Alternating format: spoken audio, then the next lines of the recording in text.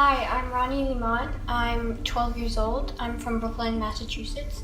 And a couple of years ago, I did a Get Out the Vote campaign where I encouraged voters who were eligible to go out and vote for the school bond, regardless of whether they voted yes or no, because it is important to vote and more people make a better decision.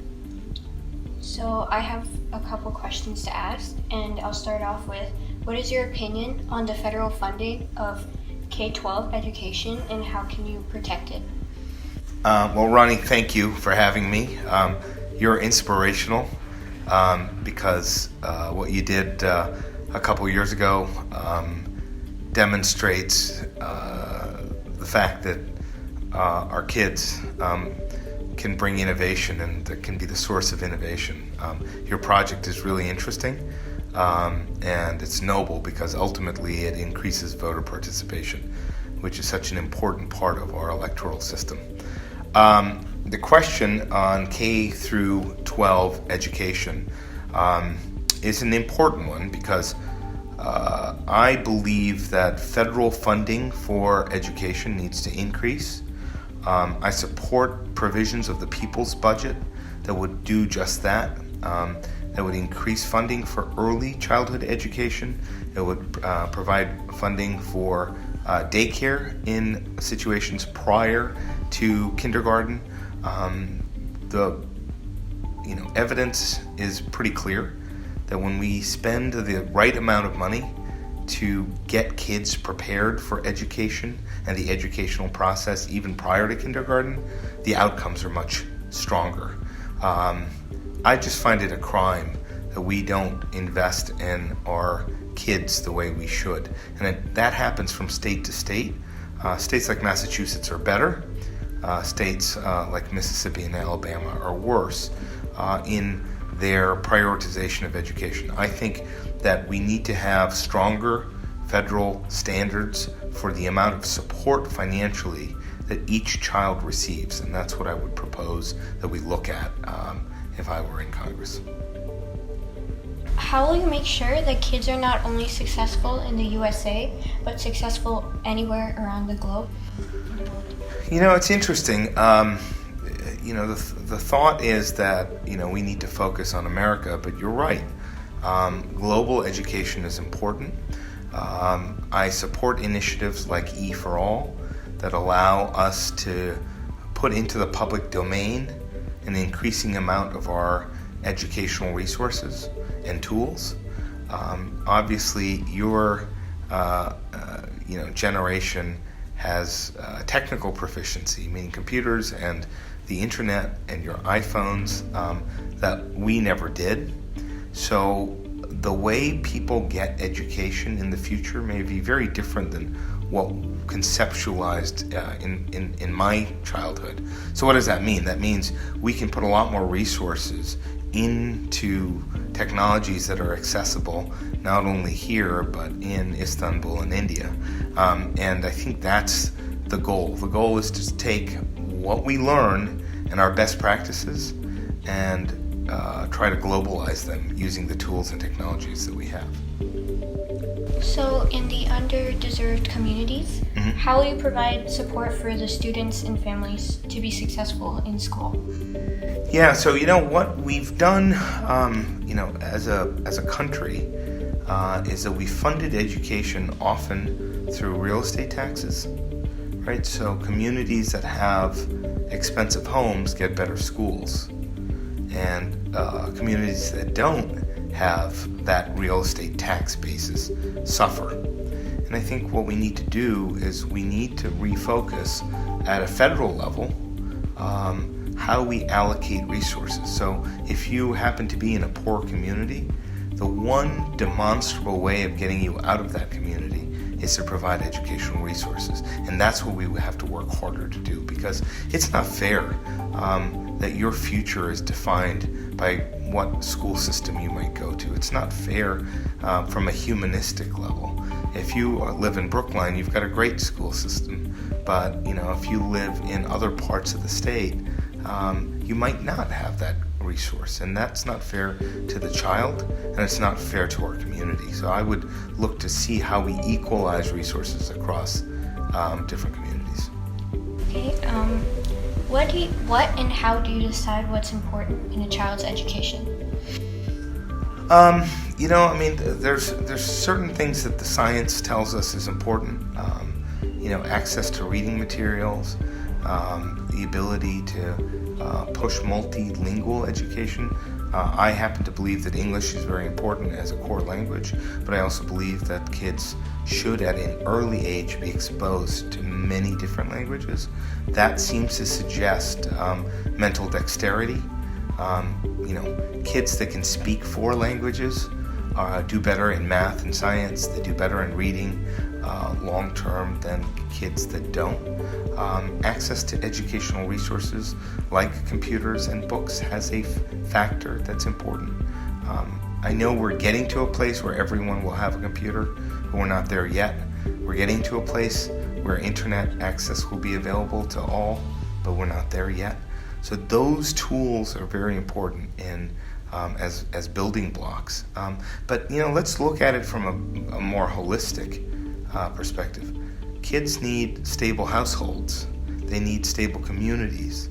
And if their household is fraught with violence or instability, they're not going to be able to do well in school. So we have to look at communities holistically, because if we are really in the business of making sure we're educating the best and brightest, we have to do more holistically to make sure we're creating the conditions that the kids can learn and thrive at home and in their communities.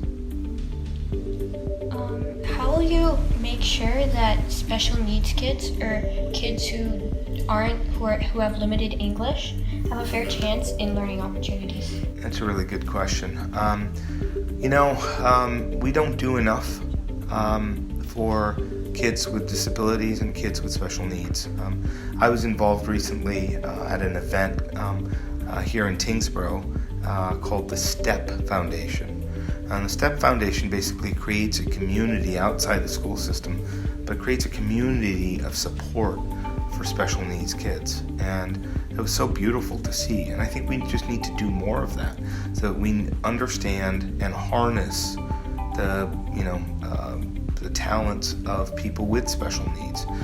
Just because we're different doesn't mean we're wrong, right? And so we need to make sure that we're celebrating every human being and making sure that even kids that have differences in needs and capabilities are given the resources and tools they should get to be able to succeed. And creating communities of people with similar disabilities has some benefit because they can understand each other and help each other through. So those are, I think, ways that I think would be really helpful to do. Like another question asked before, how will you make sure that the tax money is going for kids' education is effectively spent? Yeah,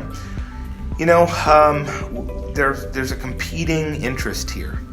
Education has become more like a business, and that's not always good. We want to make sure that education is always education. The profit motive in education is not there. I don't think that's why we try to educate our kids, so that we can make a buck. But at the same time, putting standards in place so that when a dollar is spent, we know that it was spent wisely is something that we should be looking at. But we have to balance it, right? You don't want a situation where you say, okay, I put in $1 into education and I got X amount of profit. But at the same time, you want to make sure that there isn't a return on investment, that every dollar we spend in education produces better results for our kids, produces better results for our professors and teachers, and produces better results for our community. So there is a balancing act in how you measure success in education. Let's look at it another way. Standardized testing, right? A lot of people talk about, hey, we need, no child left behind meant you had certain standards. But standardization can also be very dangerous. Betsy DeVos, who's the current Secretary of Education, most people who are in moderate or liberal will say she's unqualified. do we want a federal system setting guidelines, especially in the Trump administration, is a good question. I used to say, well, federal power is great and it's good to have federal standards. But now with President Trump in office, sometimes I wonder, maybe I don't want him setting our standards for local schools. So there is that balance between how you measure success for every dollar spent, but we should do it, and we should do it in a way that's thoughtful and it doesn't turn education into a business. Our last question today is, what is your message for the kids of our generation? As I said earlier, I'm so inspired by, you and what you've done to date. What you did 3 years ago is pretty groundbreaking stuff. The message that I have is that, first message is that enjoy your youth, learn, but enjoy it because it doesn't last very long. There will always be a time to get more serious about life. So take some time to take the steps that childhood and youth give you opportunities to enjoy. But I also say the future is very bright. I blinked my eye and I am in my 40s. And I never thought that. I always thought I'd be a kid forever. I've been very fortunate because my parents have given me all sorts of tools.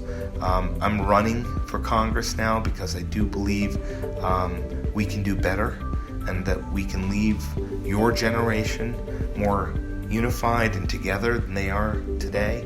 There's a lot of division in our society in my generation that I hope isn't translating to yours. I hope your generation has the maturity that we don't seem to have at the moment. And I'm hopeful. Think about areas where you've been leaders. On gun violence, your generation has said, enough is enough. We don't want to get slaughtered in our schools. It's something that we haven't been able to provide for your generation. And I think I'm hopeful because you're taking very clear stands on what I think are pretty clear issues. So I'm very hopeful that you're going to be able to figure out things that we haven't been able to figure out. But I will tell you that we're working hard. There are many of us who believe that society is better when we're together and we're not yelling at each other. And I'm hopeful that, when we're handing over the reins to you folks, that we'll be able to hand over the reins to a more unified and inclusive society than we have today.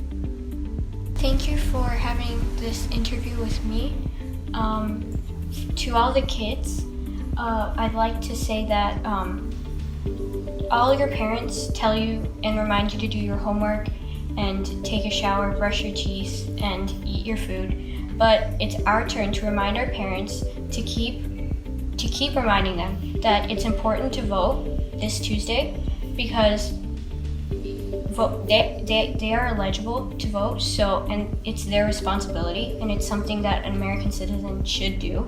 So and also, like I said before, more people make a better decision. Thank you.